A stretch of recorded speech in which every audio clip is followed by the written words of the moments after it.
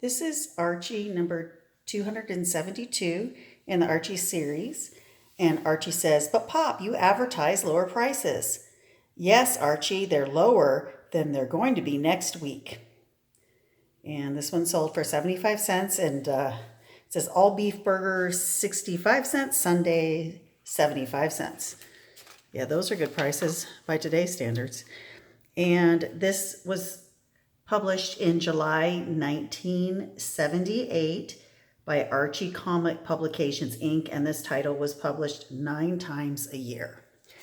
On the inside cover, there's an advertisement for Josie and Down We Go. "No way do I go down that mountain. Whisper, whisper, whisper. Here I come. Whoosh, yeek. What did you say to Valerie? Told her I left the hostess Twinkies cakes at the bottom. Roosh.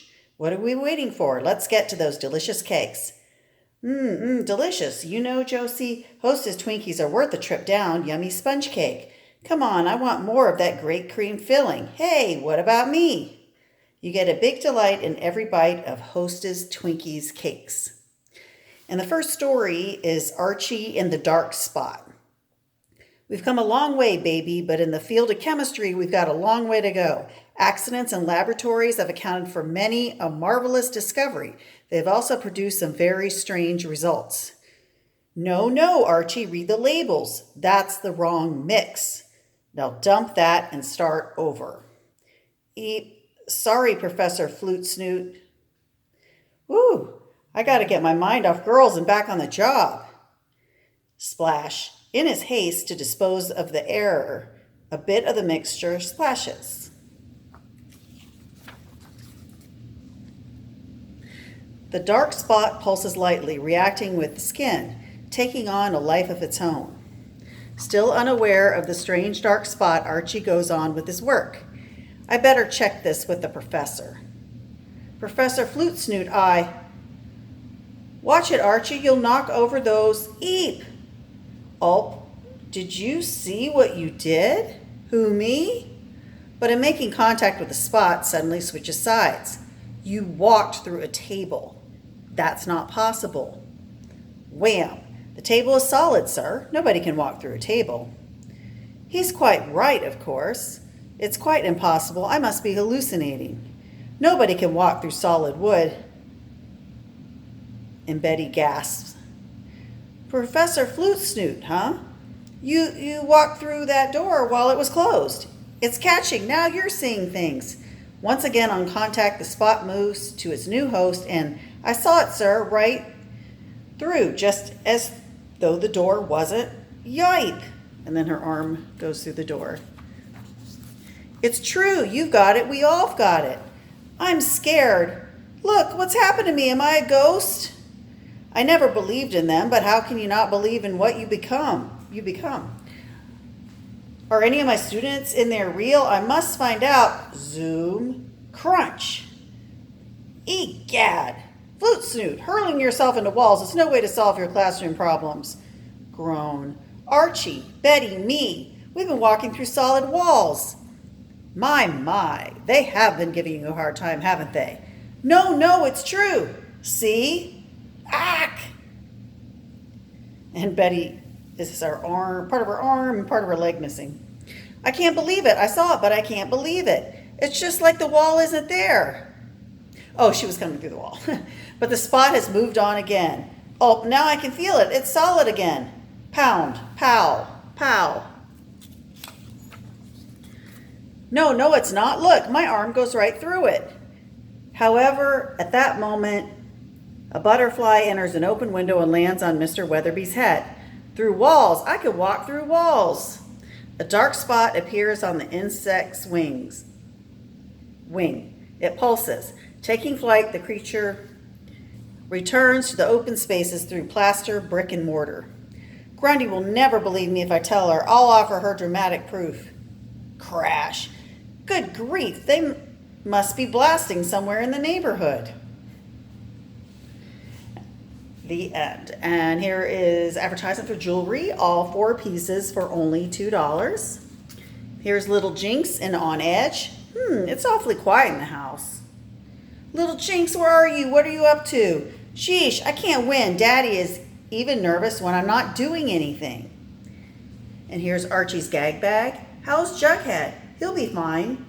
Are you the boy who saved his life when he fell through the ice? He's been asking for no one but Archie.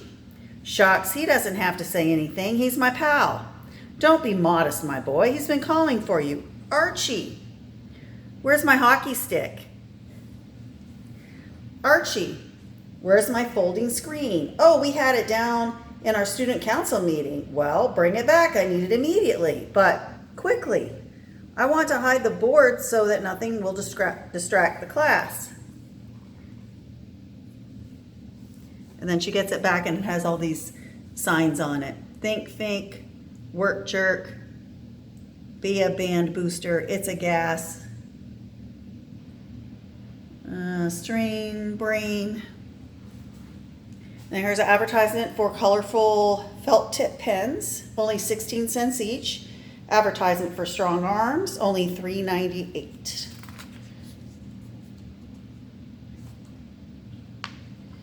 And there's an ad for longer nails and minutes, now only $1.98. If you can't find Archie series comics in your neighborhood, ask your local news dealer to get them. Excuse me.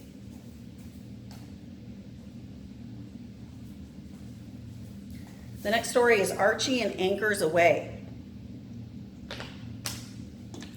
You're dating that new girl, that Cindy, what's her name? The one whose dad is a retired Navy nut? Miller, Cindy Miller. And the term is naval officer, not Navy nut. Well, he's pretty gung-ho on all that sailor jazz. He's pretty strict with Cindy. I have to meet the father right now so he can decide if he'll let me date his daughter tonight. Maybe you should show up in a sailor suit or have an anchor tattooed on your arm. Don't be silly. He just wants to be sure his girl isn't dating some weirdo, that's all. I'll tell Reggie not to waste his time. There's a big anchor in the yard. Something tells me this is the place. Hi, Cindy. Do you think your dad will approve of me? The Admiral? No problem. But it might help if you could say something nautical. He hauled the mizzenmast, you swab jockeys. So where's this young plebe who's going to stand inspection, Cindy girl? Don't you dare say anything nautical.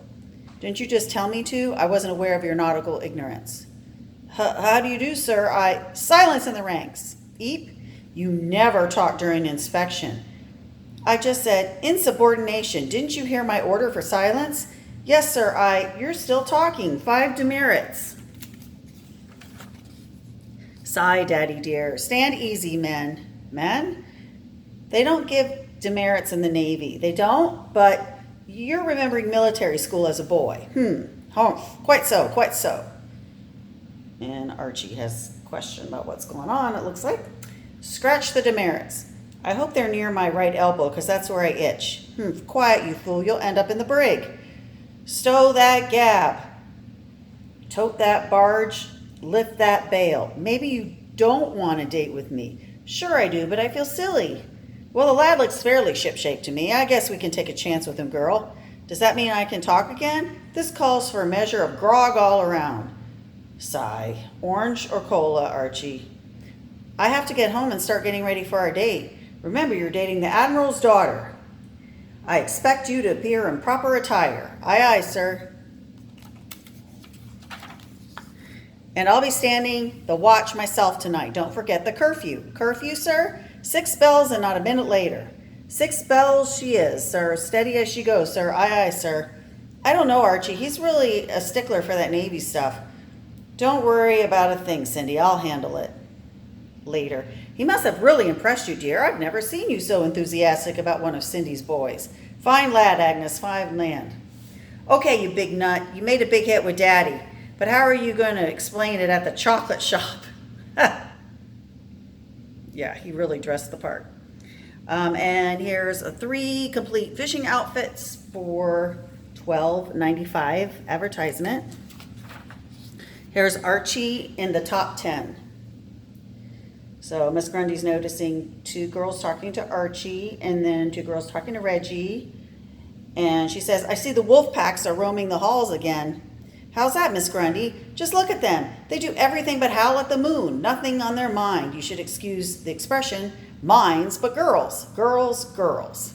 Ha, how right you are. Oh well, boys will be boys. It doesn't matter how old they are. They're all chauvinists. I'll say Alice is a 7, maybe an 8 at the most. You're too generous. Miss Grundy's like, what? Okay, it's just a question mark. 5 at the outside?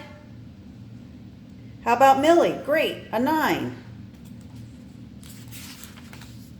What in the world are you two talking about? We're rating dates, Miss Grundy. You know how good each girl is, a scale of 1 to 10. Something like racehorses. Yeah, like that, yeah. Good grief. Miss Grundy, is something wrong? You look very disturbed. I'm furious. Archie and Reggie are rating their dates on a scale of 1 to 10. They've got a lot of nerve, those conceited apes. But it's hard to keep from being curious. If they gave me less than a 10, I'll kill them. How are we going to find out how they rated us? All the girls will want to know. Ha! Those two Romeos are riding for a fall. Well, hotshots, do you have dates for Saturday night? You better believe it, Miss Grundy. Mine is an outstanding number 10. So is mine. Well, enjoy it while you can. You're bound to step on some mighty sensitive toes soon. How's that? They're all going to want top rating. Sure, and they'll get it too. Every girl gets a 10 rating before we date her. Humph, yuck. And they're always worm it out of us somehow. Hee hee. That's silly. Why would you give a 10 rating before you even go out with her? Because then they invariably try to live up to their rating. Sigh, on a scale of 1 to 10, they rate a 15 for sly practices. And here's an advertisement for Sassy Sing pendants, only $1 each. And here is Archie Club News, membership 50 cents. And there's a form to fill out to become an Archie Club member. Here's an advertisement for Archie Comics Digest number 31, 75 cents. And here's your Archie 3 for $1 checklist. You just check off the Archie series titles you like mailed to your home. From the checklist below, you get 3 titles for only $1 or single titles for 35 cents each. And here's 100 Little Dolls advertisement and Sea Monkeys for $1. The next story is Archie and a Workin' Fool. La-dee-dum-dum, da-dee. Well, how nice. My boy seems to be at loose ends with nothing to do, huh? I've got this plumbing job to do downstairs. It will take more than 2 hands. Oh, wow, Pop, you gotta be kidding. This is Sunday night, bright and early, tomorrow at school. Well, early anyway, but why can't you help me tonight? Tons of homework. Awful. An inhuman amount. But you were just lounging through here singing a song. Not a care in the world. That's what you thought? Wow. Pondering, Pop, deep in thought, trying to make some sort of order out of my tremendous workload. Oh man, the old brain going like crazy. I couldn't spare a second. Honest. I didn't realize. Oh yes, just cruel the way they pile that old homework on us. You conceal it so well. Pop, nobody knows the trouble I've seen. Ring. No, son, I'll get it. But Pop, it's probably anyone with your tremendous workload can't be bothered with phone calls. Yes, Jughead, no, we can't come to the phone. The whole gang, all of them, the chocolate shop. Gee, it sounds like fun. Eep. No, not a chance he could make it. Yes, just swamped in work. Well, don't let me keep you from your work another minute, son. I'm proud of you, boy. I'll leave the radio on. It'll sound like I'm still here. I shouldn't have lied to Pop, but I just plain hate plumbing. Grabbing a little air, eh? Good idea, son. Got to keep the head clear for all that work. Eep, plop, plop. Bring, oops, the old phone again. I'll get it. Hello, Veronica. Yes, this is Mr. Andrews. You're at the chocolate shop? No, even for you, he can't come to the phone, dear. Why, he's so busy he couldn't even help his old dad. You're what? Oh, you and Reggie? No, maybe I better not tell him that. That would keep him from getting his work done. Sob, you win, Pop. Let's hit the pipes. Click.